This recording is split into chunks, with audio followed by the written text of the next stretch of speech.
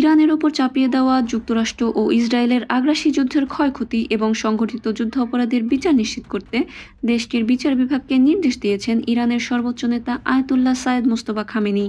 বিচার বিভাগ সপ্তাহ উপলক্ষে দেওয়া এক বিশেষ বার্তায় তিনি এই নির্দেশনা দেন।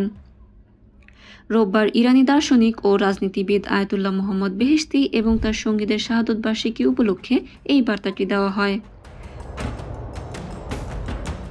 বার্তায় সর্বোচ্চ নেতা বলেন, বর্তমানে সমগ্র ইরানি জাতির অন্যতম প্রধান আইনি ও বিচারিক দায়িত্ব হল আন্তর্জাতিক অপরাধী এবং আগ্রাসী শক্তি কর্তৃক লঙ্ঘিত জাতীয় অধিকার পুনরুদ্ধার করা। তিনি জোর দিয়ে বলেন, জনগণের অধিকার রক্ষা শুধু ব্যক্তিগত আইনি বিষয়ের মধ্যে সীমাবদ্ধ নয়, বরং বিদেশি আগ্রাসীদের অপরাধের বিরুদ্ধেও দেশের সামষ্টিক অধিকার রক্ষাও এর অন্তর্ভুক্ত। বিচার বিভাগের মূল দায়িত্বগুলো স্মরণ করিয়ে দিয়ে মোস্তফা খামেনি বলেন, তিনটি বিষয় বিচার বিভাগকে নিশ্চিত করতে হবে: জনগণের অধিকার সংরক্ষণ ও বৈধ স্বাধীনতা পুনঃপ্রতিষ্ঠা করা, জনস্বার্থ রক্ষা ও দুর্নীতির বিরুদ্ধে লড়াই চালিয়ে যাওয়া, এবং ন্যায় বিচার নিশ্চিত করা ও আইনের যথাযথ প্রয়োগ তদারকি করা। দেশের সবচেয়ে গুরুত্বপূর্ণ আইনি চ্যালেঞ্জের প্রসঙ্গ তুলে খামেনি বলেন, 2025 সালের জুন এবং 2026 সালের ফেব্রুয়ারিতে ইরানের বিরুদ্ধে যুক্তরাষ্ট্র ও ইসরায়েলের চালানো 2 দফা আগ্রাসী যুদ্ধের ঘটনাগুলোই হতে পারে আন্তর্জাতিক আদালতে শত শত মামলার আইনি ভিত্তি।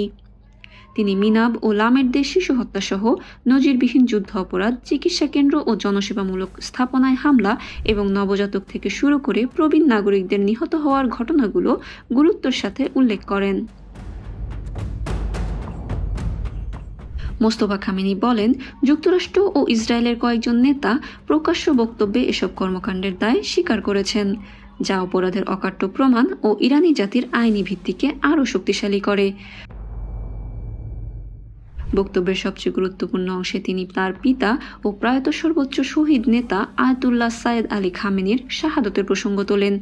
তাকে অতুলনীয় ব্যক্তিত্ব ও যুগের অনন্য রত্ন হিসেবে অভিহিত করে মোস্তফা খামেনি বলেন, এই হত্যাকাণ্ডের বিচার দেশীয় ও আন্তর্জাতিক আদালতে সর্বোচ্চ গুরুত্বের সঙ্গে অনুসরণ করতে হবে। তিনি বিচার বিভাগকে স্মরণ করিয়ে দেন যে গত বছর কর্মকর্তাদের সঙ্গে এক বৈঠকে প্রয়াত নেতা আলী খামেনি নিজেই 2025 সালের যুদ্ধকালীন অপরাধ তদন্তের যে নির্দেশনা দিয়েছিলেন তা বর্তমান পরিস্থিতির ক্ষেত্রেও প্রযোজ্য হবে।